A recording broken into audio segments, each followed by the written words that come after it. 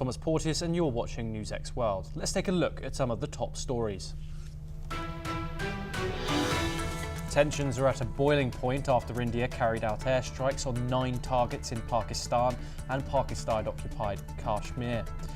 Pakistan claims 31 dead and 5 Indian jets downed, UN unconfirmed by Delhi, as cross-border shelling continues and India holds an all-out party briefing.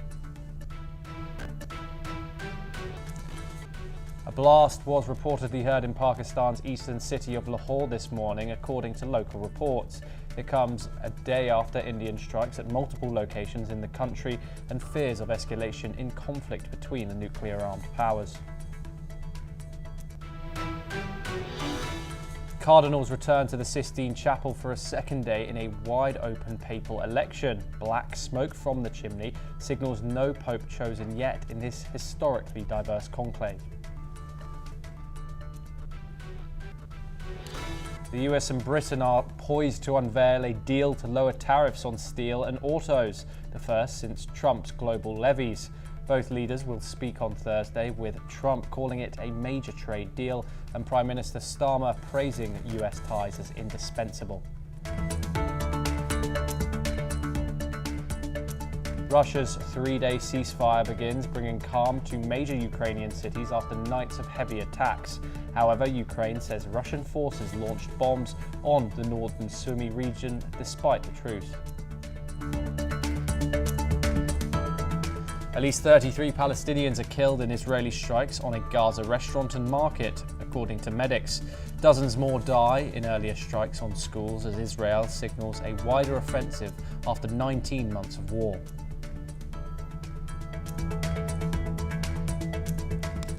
North Korea launches multiple short-range missiles from its east coast, according to South Korea's military. The projectiles fly up to 800 kilometers before landing in the sea, possibly as a test for export purposes. Sudan's army says it intercepts drones targeting a naval base in Port Sudan. Amid days of intense attacks, recent strikes have damaged fuel depots and aid routes, with blame pointed at the RSF paramilitary force.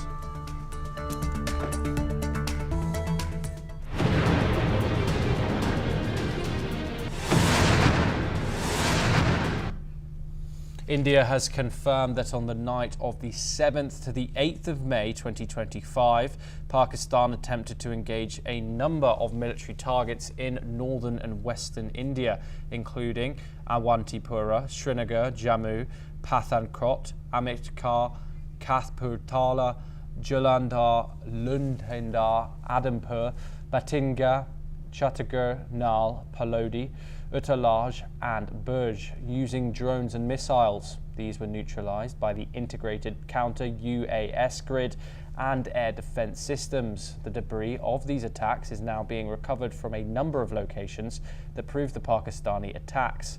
Additionally, according to the statement released by the Indian government, the Indian Armed Forces targeted air defense radars and systems at a number of locations in Pakistan. The Indian response has been in the same domain with the same intensity as Pakistan. It has been reliably learnt that an air defense system at Lahore has been neutralized. Meanwhile, Pakistan has increased the intensity of its unprovoked firing across the line of control. Mortars and heavy caliber artillery in areas of Kupwara, Baramulla, Uri, Poonch, Mendhar and Rajouri sectors in Jammu and Kashmir. 16 innocent lives have been lost, including 3 women and 5 children, due to Pakistani firing. Here too, India was compelled to respond to bring mortar and artillery fire from Pakistan to a halt. Indian armed forces reiterated their commitment to non-escalation in a statement issued by the Indian government. Pakistan's air defense system was destroyed. Drone attacks in Pakistan were carried out. A dozen cities of Pakistan, including Lahore, Karachi, Sialkot, Rawalpindi, Bahawalpur, were all targeted. Only the defense system was targeted. Civil areas were not attacked. This comes as, according to government sources, Indian Defence Minister has announced that India's operation against Pakistan has not ended. India has said that at least 100 terrorists were eliminated during the precision strikes carried across 9 locations. The defence minister also made it clear that while India has no desire to escalate the situation, any provocation from Pakistan will be met with strong retaliation. This also comes as India neutralised Abdul Rauf Asur, the operational head of Jaish-e-Mohammed and the mastermind behind the IC-814 hijacking in Operation Sindoor. Rauf was the brother of terrorist Masood Azhar, who is a UN-designated international terrorist. We are joined by our guests to discuss this further, the first being Lieutenant General Nitin Kohli, defence expert, and we're also joined by Major General J.K. Bansal, who is also a defence expert. Thank you very much, both of you, for joining us. Lieutenant General Kohli, I want to come to you first, and I want to get your perspective on the recent attempted attacks on these regions that I just read out inside India's borders that were defended by the Indian Army. What does this say about the capabilities of the current Indian Armed Forces? Good evening, Thomas. Thanks for having me on your show. You see, yesterday we carried out very calibrated, measured, and non-escalatory strikes, and we made it very clear that we are only attacking the terror infrastructure. We didn't attack any civilians nor the army, their equipment. But now in the response, you see what has happened is since their air defense systems on the night of 7th had failed, 6th, 7th, they had failed. The Pakistani army was looking very silly. Their chief, Asim Munir, was looking very silly because they have larger than life image as far as the Pakistan population is concerned. So they have retaliated.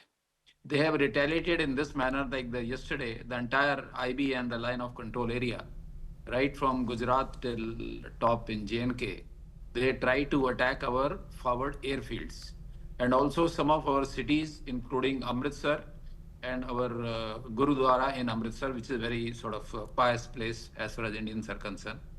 But they failed. Our AD was very effective, could be S-400 and the other AD equipment which was used. So they didn't get success anywhere. Some of their birds, UAVs and including air card were shot down, the debris is being collected, and the government has made a statement on this, what I have stated so far. You see, this only shows, firstly, the Pakistan, as on today, knows our strength, and we also know their strength.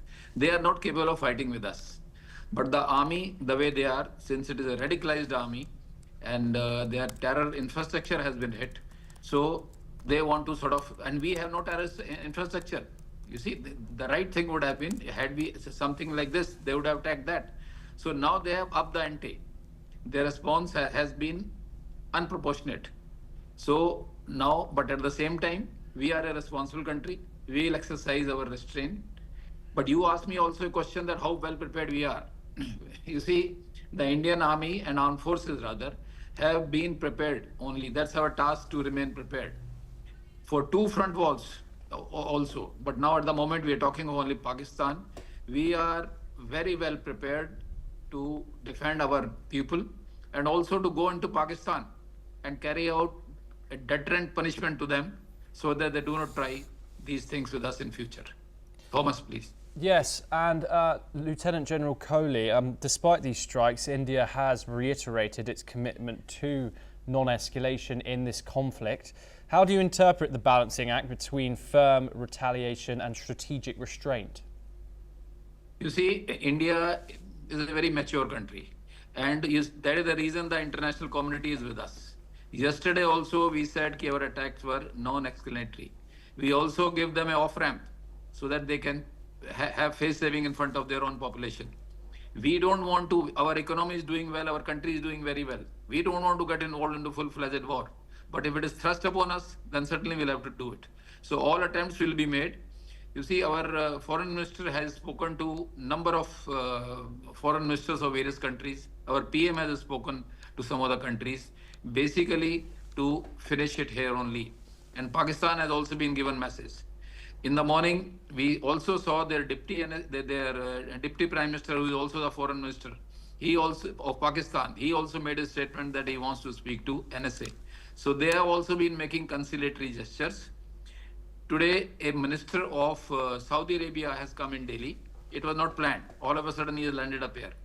And Saudis happen to be the friends of Pakistan, because Pakistan has been requesting various countries. They have gone to UNSC, they have gone to USA. I'm sure they would have gone to Saudi Arabia also. So they have come here so that some kind of compromise can be achieved, some kind of peace deal can be achieved.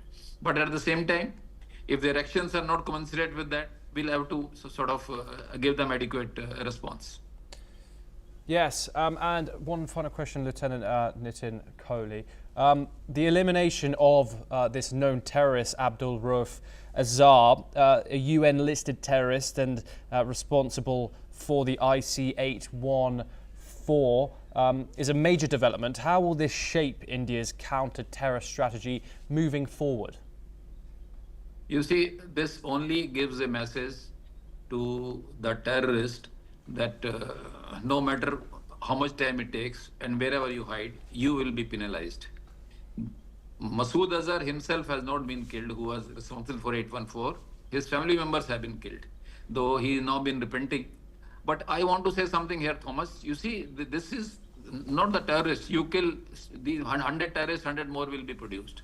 By doing this strike, what we did, the terrorism cannot be eliminated. It is the ideology, number one, which remains. Secondly, the backers, and backers are Pakistan military. There is no difference between state actors and non-state actors. All this is bunkum. They've been saying all this for quite some time.